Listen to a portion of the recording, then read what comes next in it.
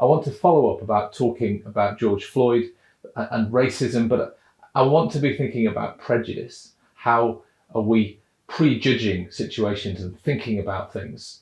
And so I'm just going to give you some do's and don'ts today. So don't just post about it on social media. Do act on it. The second thing would be do widen your circle of friendship to include people of colour or people from different backgrounds. But don't choose somebody who might be the one person you know from a different ethnic background and make them the person you talk to about racism and issues and ask their opinion on only that, and don't actually make them a friend.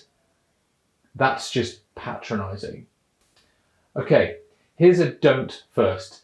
Don't say, I'm not a racist, or I'm not prejudiced, or I don't see colour. Sorry, you are. So do have a look at your reactions to different people. When you see somebody who's different to you in any way, notice your reaction.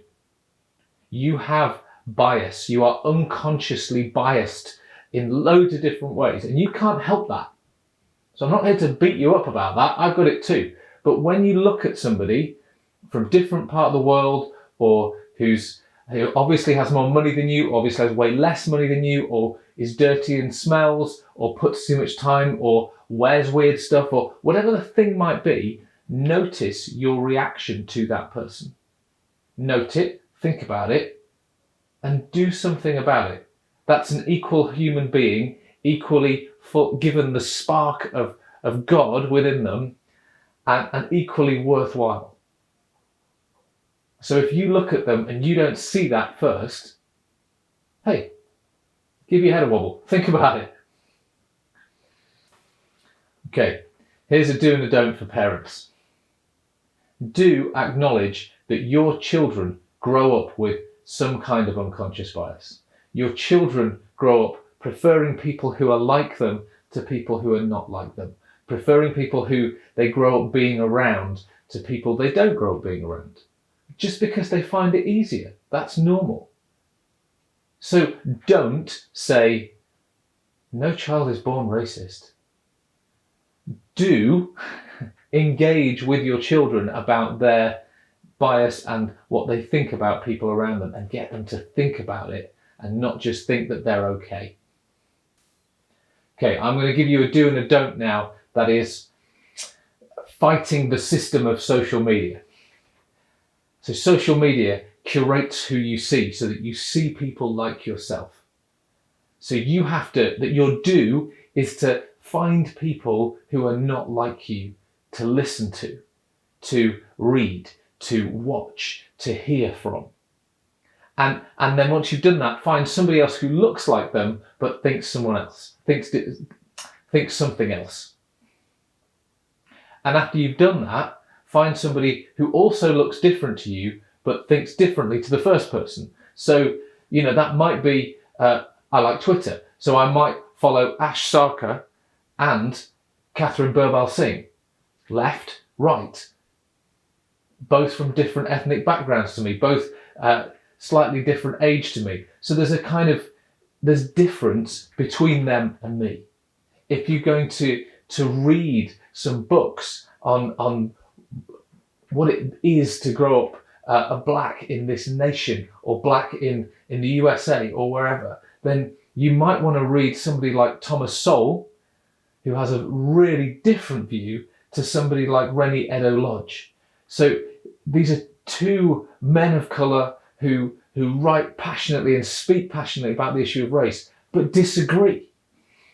So widen your circle of influence to include, and disagree with one of them, that's fine. But widen that circle and listen to different voices and find out what another's experience is, so that it impacts and changes you. Do ask questions of events.